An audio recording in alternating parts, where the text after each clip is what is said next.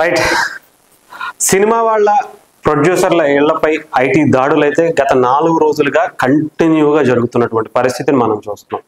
అయితే మనందరికీ తెలుసు, పుష్ప కావచ్చు, బాహుబలి కావచ్చు, ఇంకో సినిమా కావచ్చు, మన స్థాయిని, తెలుగు సినిమా స్థాయిని ప్రపంచవ్యాప్తంగా తీసుకువెళ్తుంటే ఐటీ సోదాలు ఏంటి, దీనికి వెనక ఏం ఏం జరుగుతుంది. అయితే ఇక్కడ మనం తెలుసుకోవాల్సింది, నిజంగా చాలామంది సోషల్ మీడియాలో ఏమనుకుంటున్నారంటే, అల్లు అర్జున్ గారి ఫ్యాన్స్ పుష్పకి ఇన్ని కోట్లు వచ్చాయి, సో అందుకనే ఐటీ దాడులు జరుగుతున్నాయి, ఈ కలెక్షన్స్ ఫేక్ అని చెప్పి ఇంకొక అభిమానులు ఇంకొకటి దీనికి సంబంధించి ఆధారాలు చూపించాలి, లేదంటే ఇన్ని కోట్లు వసూలు చేసినప్పుడు దీనికి సంబంధించి ట్యాక్సులు కట్టలేదు అని చెప్పి చాలా మంది చెప్తున్నారు. మొన్న కూడా రామ్ చరణ్ గారికి సంబంధించినటువంటి గేమ్ చేంజర్ కావచ్చు, ఇంకొక సినిమా కావచ్చు, వీటిలన్నిటికీ సంబంధించి ఫేక్ కలెక్షన్స్ జరుగుతున్నాయి, కానీ ఒరిజినల్గా చూపించడం వల్ల ఇవన్నీ బయటకు వస్తున్నాయి అని చెప్పి చాలా మంది తప్పుదోవ పడుతున్నారు.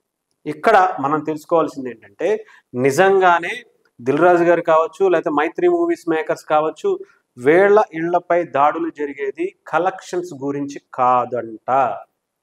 ఎందుకు అంటే, ఇక్కడ నిజంగానే దిల్ రాజు గారు కావచ్చు, మైత్రి మూవీస్ మేకర్స్ కావచ్చు, మిగతా వాళ్ళు కావచ్చు, వీళ్ళకి ఇన్ని కోట్ల రూపాయలు ఎలా వస్తున్నాయి అనే దాని మీద వాళ్ళకు ఒక సమాచారం ఉంది అని కూడా తెలుస్తుంది.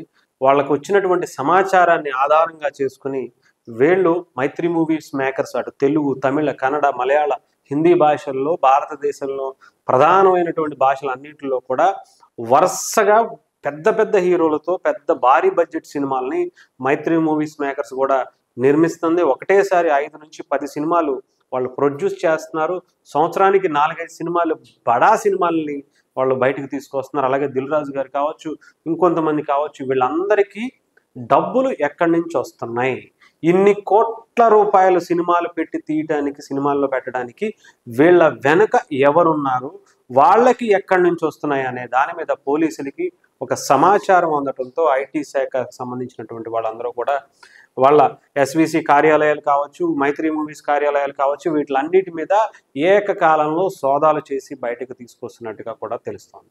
అంటే ఇక్కడ హవాలా డబ్బులు ఏమన్నా వచ్చాయా, లేదంటే బ్లాక్ మనీ అని చెప్పే ఏమన్నా దానికి సంబంధించి ఏమన్నా వచ్చాయా, వీళ్ళు ఎన్ఆర్ఐ నుంచి ఇన్వెస్ట్మెంట్స్ ఉన్నారు అని చెప్పేసి కొంతమంది చెప్తున్నారు. అటు దిల్ రాజు గారికి కావచ్చు, మైత్రి మూవీస్ మేకర్స్కి సంబంధించి కావచ్చు, వీళ్ళకి గతంలో అటు ఎన్ఆర్ఐలుగా ఉన్నటువంటి మైత్రి మూవీస్ మేకర్స్కి యుఎస్లో ఇంకో చోట చాలా బలంగా వాళ్ళకి ఫ్యాక్టరీస్ అనో కంపెనీలను ఇంకొకటి ఉన్నాయి, సో అక్కడి నుంచి వచ్చాయని కొంత చెప్తున్నారు. కానీ కొంతమంది వేరే ఫండర్స్ అక్కడ ఎన్ఆర్ఐలో ఉన్నవాళ్ళు, స్థిరపడిన వాళ్ళు, కొంత ఎక్కువగా ఉన్నవాళ్ళు వీళ్ళకి ప్రొడ్యూస్ చేయడానికి వీళ్ళ దాంట్లో పెట్టుబడులు పెడుతున్నారని చెప్తున్నారు. అసలు వాళ్ళకి ఎక్కడి నుంచి వచ్చాయి, అది నిజమేనా కాదా, వస్తే నిజంగానే ఇన్ని 100 కోట్లు వచ్చాయా, నిజంగానే వీళ్ళు హవాలా కానీ ఇంకొకటి కానీ లేవా అనేది ఎంక్వైరీలో చేస్తున్నారట.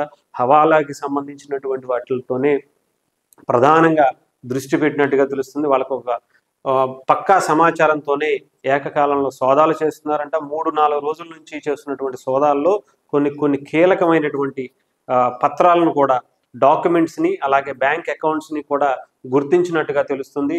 అది ఇద్దరివి. అలాగే అటు డైరెక్టర్ సుకుమార్ గారి ఇంటిపై దగ్గర కూడా సోదాలు చేస్తున్నట్టుగా కూడా తెలుస్తుంది. సో ఏదేమైనా సరే ఇది ఇంకా రైట్స్ అనేవి ఈ రోజు కూడా కొనసాగుతున్నటువంటి పరిస్థితి. ఇది ఇంకా ఎన్ని రోజులు జరుగుతుందో ఏంటి అనేది కూడా తెలియదు, చూడాల్సిన పరిస్థితి అయితే కనిపిస్తుంది. సో డెఫినెట్గా నాకు తెలిసి ఇంకొక 2-3 రోజులు ఇది ఇంకా కొనసాగేలా కనిపిస్తుంది. కీలకమైనటువంటి డాక్యుమెంట్లు తీసుకున్నారు, దానికి సంబంధించినటువంటి ఆన్సర్ రాకపోతే దీన్ని కేసు ముందుకు ఇంకా తీసుకువెళ్ళే పరిస్థితి కూడా ఉండేటట్టుగా కనిపిస్తూ ఉంది.